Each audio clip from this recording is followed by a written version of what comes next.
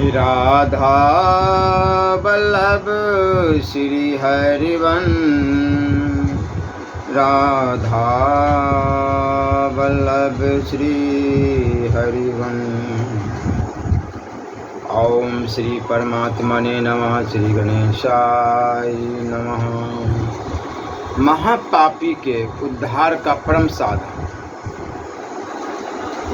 मैं बड़ा ही पापी हूँ। जीवन भर मैंने पाप किए, पर धन हरण, व्यभिचार, हिंसा, ब्राह्मण साधुओं का अपमान, माता पिता को कष्ट देना और सबसे बैर करना, यदि कोई भी ऐसा पाप नहीं जो मैंने बड़े चाव से चित्त लगा कर न किया। इस प्रकार के पाप ही मेरे जीवन के मुख्य काम रहे। मैं ऊपर से बड़ा भक्त बना रहता था, लोगों को उपदेश करता था, पर अंदर ही अंदर पापों की बात सोचता और करता था। अब भी पापों से छूटा नहीं पाया। मुझे अपनी करतूतों पर बड़ा पछतावा है। मैं नरकों के भय से सदा कांपता रहता हूँ। घुल घुल कर हृदय से रोता रहता हूँ कि ऐसा ए भगवान मेरा निस्तार कैसे होगा। मुझ नीच को कौन अपनाएगा। हाय, क्या मेरे लिए कोई उपाय नहीं है? क्या मैं प्रभु की कृपा और उनके प्रेम को प्राप्त कर ही नहीं सकता? कोई उपाय हो तो बतलाइए।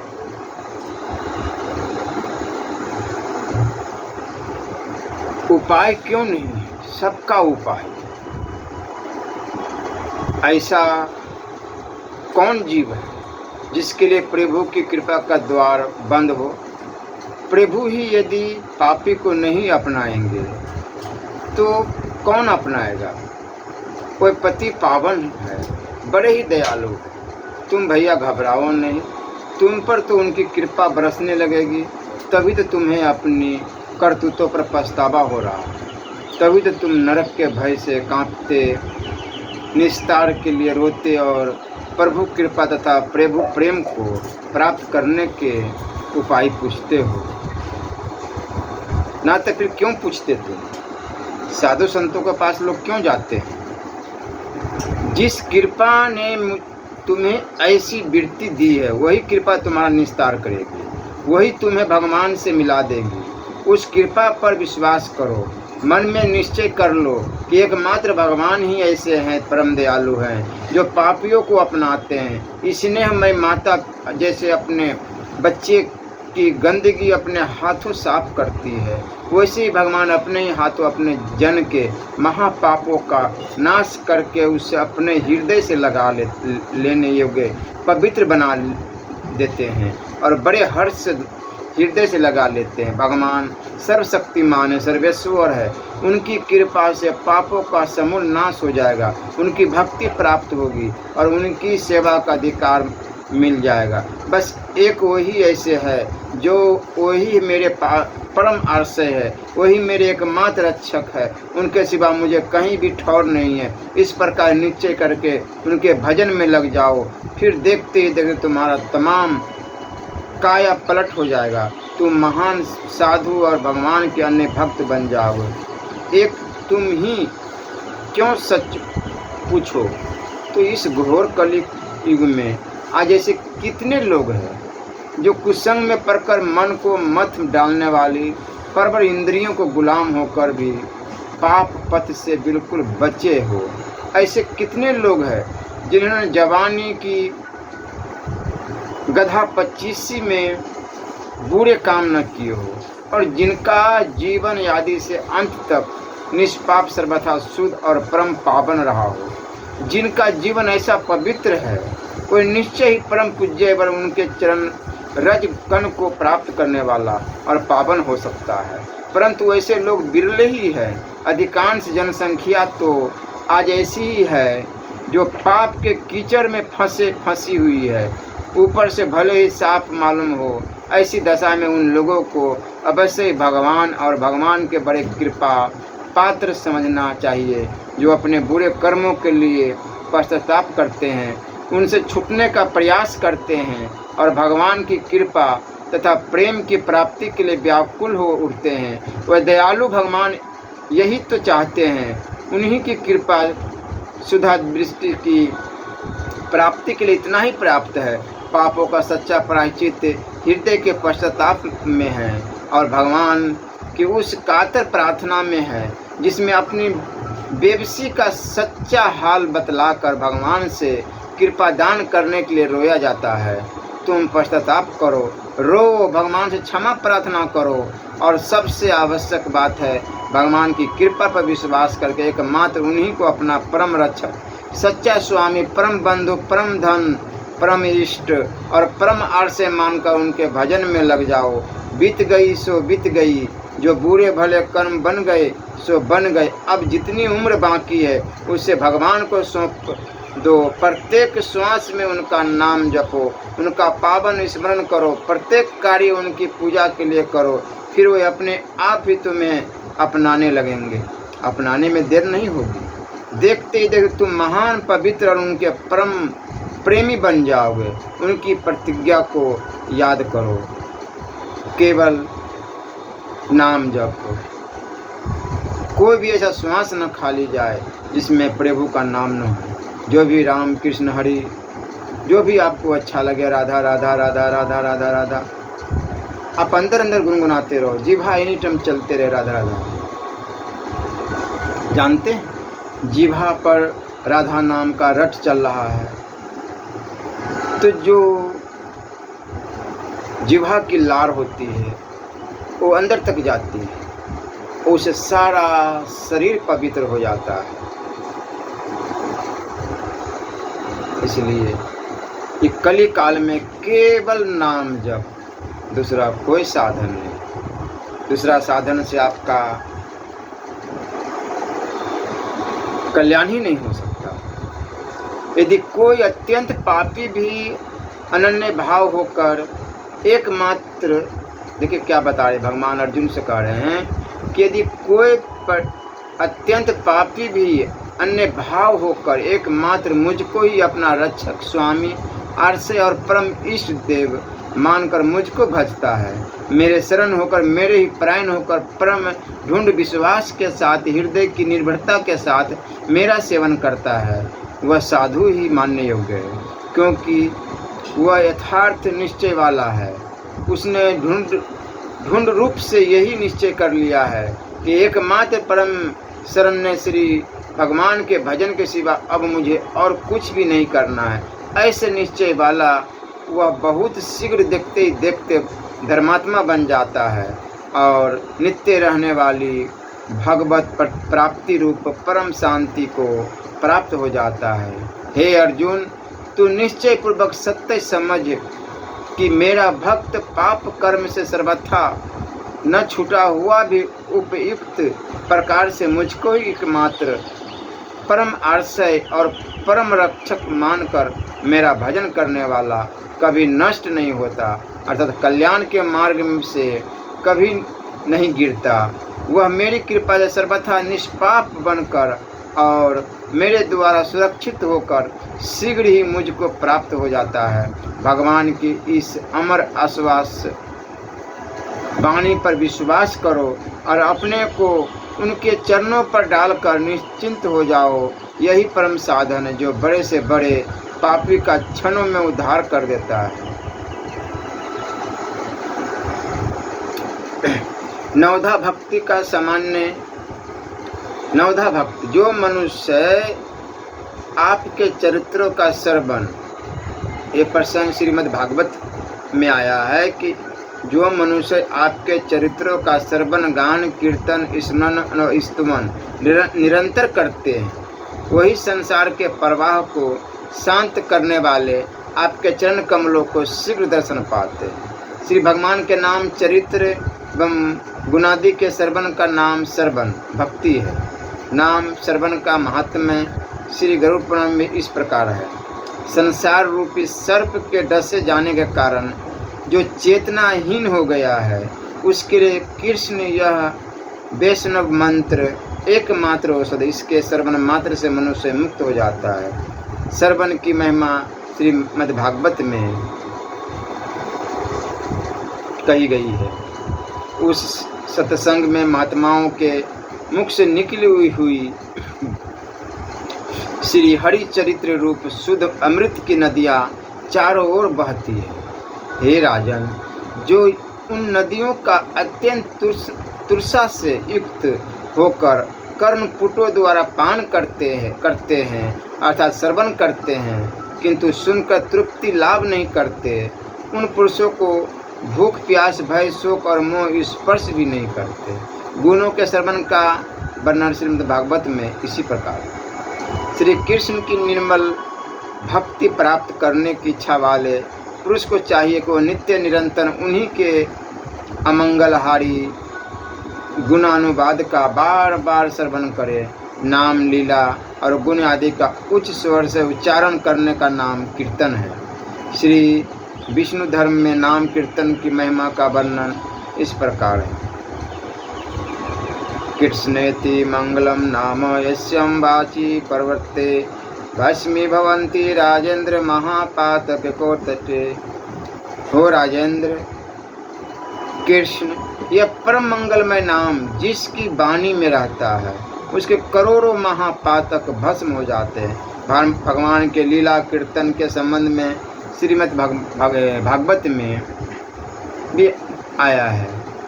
सो अहम प्रियस्य सुहृद पर देवस्ताया लीला कथा युस्तवम नरसिंह विचित्यम गीता। हे नरसिंह, आप हमारे प्रिय सुहृद और परम देवता है। ब्रह्मा आदि देवता आपकी लीला संबंधी कथाओं का कीर्तन करते हैं। उन्हीं कथाओं का कीर्तन करता हुआ मैं आपके चरणारविंदों के आश्रित परमहंसों के संग लाभ से माया के बंधन से मुक्त होकर सहज में ही संपूर्ण कष्टदायक संसार आदि संकटों के पार हो जाऊंगा।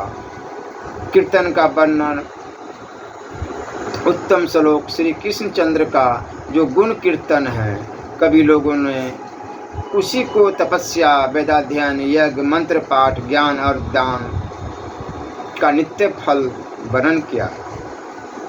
अर्थात श्री हरि के गुणों का कीर्तन ही सब धर्मों से श्रेष्ठ है। जिस किसी प्रकार से मन के साथ श्री हरि का संबंध हो जाना ही स्मरण कहा जाता है। श्री विष्णु पुराण में कहा गया है, स्मृते सकल कल्याण भाजन यत्र जायते पुरुषः तमज नित्यम व्रजामि शरणम हरि। जिनके स्मरण मात्र से मनुष्य सब प्रकार के कल्याणों का निवास बन जाता है, मैं उन जन्म मृत्यु रहित श्री हरि की शरण में जाता हूँ।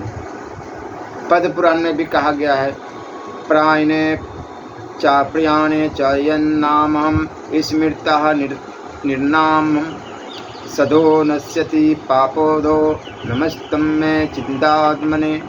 मृत्यु के समय अथवा जीवित अवस्था में जिनके नाम का स्मरण करने वाले पुरुष के पाप पुंज तुरंत नष्ट हो जाते हैं, उन सच्चिदानंद विग्रह श्री कृष्णचंद्र को हम प्रणाम करते हैं। मम नाम सदा ग्राही मम सेवा प्रियम सदा भक्तिस्तमे पदातव्याम न तो मुक्तिहम कदाचन। जो मनुष्य सदा मेरा नाम लेता है और मेरी सेवा में ही जिसकी सर्वोत्तम प्रीति है, उसको देने योग्य भक्ति ही है, मुक्ति नहीं है। भूत शुद्धि और मार्तु कन्यास आदि पूर्वांगों का निर्वाह करने के मंत्रों द्वारा श्री कृष्ण को जो गंध पुष्प आदि विविध उपचारों का समर्पण किया जाता है, उसका नाम अर्चन है। श्रीमद् भागवत दशम स्कंद में सुदामा ब्राह्मण द्वारका से लौटते हुए कहते हैं, स्वर्गापगर्यो पुंसः रसायः भुवि दामः सर्वा समापि सिद्धिन्नामूलः तच्च अर्चनाम। उन भगवान श्री कृष्ण के चरणों का पूजन मनुष्य के लिए स्वर्ग मोक्ष इस लोक की संपत्ति तथा पाताल लोक के भोग एवं अनिमादि सब सिद्धियों का मूल कारण है। विष्णु रहस्य में भी कहा गया है, श्री विष्णु रचने में ये तो प्रवृत्ति नरः भुवि ये यान्ति शाश्वत विष्णु रानंद परम पदम। इस पृथ्वी पर जो मनुष्य श्री विष्णु का अर्चन करते हैं उनके नाश रहित परमानंदमय परम धाम को प्राप्त होते हैं। बंधन भक्ति का महात्म्य शास्त्रों में इस प्रकार कहा गया है, एको अपि कृष्णस्य कीर्तः प्रणामो दशास्व मेघा वरुणमेर्थुनं तुल्यं दशाश्वमेधि पुनरेत्यं जन्म कृष्ण प्रणासी मना पुनः भव्यः। 10 अश्वमेघ यज्ञों के अंत में किया हुआ दीक्षांत स्नान और भगवान श्री कृष्ण को किया हुआ एक बार का परिणाम इन दोनों का फल समान नहीं है, क्योंकि 10 अश्वमेघ यज्ञ करने वाले मनुष्य को पुण्य क्षीण होने पर फिर जन्म लेना पड़ता है, किंतु श्री कृष्णचंद्र को प्रणाम करने वाला इस संसार में लौट कर नहीं आता। भगवान की कर्मों का अर्पण करना दास्य कहलाता है तथा सब प्रकार की सेवा का नाम भी दास्य है। परिचर्या आदि भी इसी के संबंध है। कर्मा पर्ण रूप दास्य के संबंध में स्कंद पुराण में लिखित वचन मिलता है,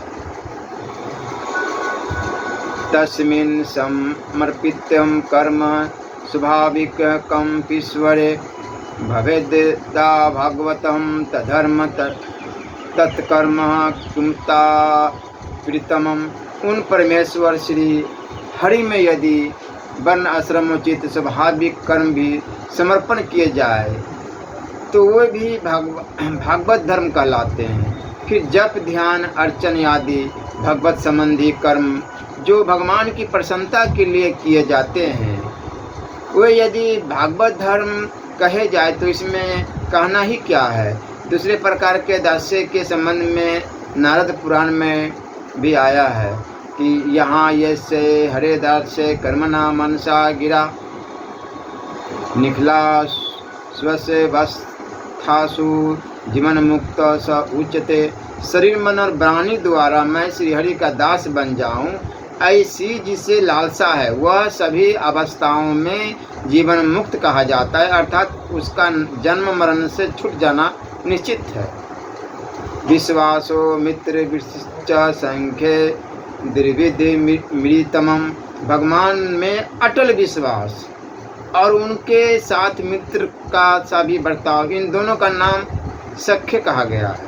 इनमें से विश्वास स्वरूप सख्य के उदाहरण में महाभारत में आया हुआ निम्नलिखित श्लोक अद्भुत किया जा सकता है। द्रौपदी भगवान श्री कृष्ण से कहती है, प्रतिज्ञा तव गोविंद नाम भक्त प्रणशयति इति संस्मृतं संस्मृत्य प्राणान संधार्या महम। हे गोविंद, आपकी ही प्रतिज्ञा है कि मेरे भक्त का कभी नाश नहीं होता। उसी प्रतिज्ञा को स्मरण करके मैं प्राणों को धारण कर रही हूँ। श्री मद्भागवत एकादश स्कंद में भी ऐसी विश्वासी भक्त के बारे में कहा गया है कि हे राजन, ब्रह्मा आदि देवगण जिन हरि चरणों को नित्य प्रति ध्यान पूर्वक खोजने पर भी नहीं पाते, उन्हीं को सर्वोत्तम सार निश्चय करके जो मनुष्य त्रिभुवन का साम्राज्य वैभव मिलने पर भी आधे लब अथवा आधे निमेष के लिए भी उनके ध्यान से विचलित नहीं होता, अर्थात मन से हरि चरणों की सेवा को नहीं छोड़ता, वही वैष्णवों में श्रेष्ठ है। दूसरे प्रकार के सांख्य संबंध में अगस्त्य संहिता में निम्नलिखित वचन भी मिलता है, श्री भगवान का मनुष्य की भांति दर्शन करने के लिए और उनके साथ मित्र तुल्य व्यवहार करने के लिए कोई सेवा परायण महात्मा भगवान के मंदिरों में शयन करते हैं।